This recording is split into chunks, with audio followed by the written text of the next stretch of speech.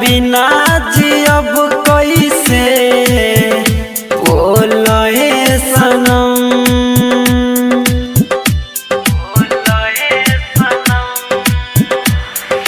मनवा करे लखा के जहर मर जाए हम। हंसत तू हमरा अखिया में लोर दिहलू। दिलवा लगा के जान काहे तोड़ दिहलू।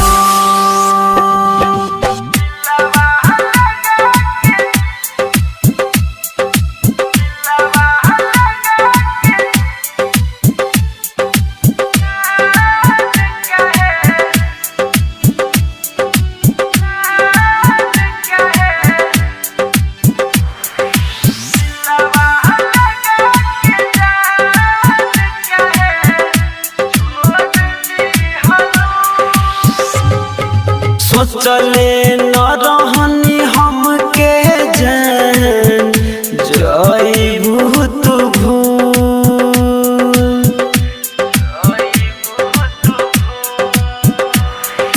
रोशन राजा के बगिया के बन जइबू फूल।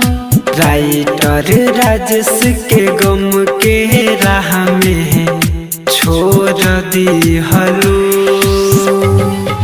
दिलवा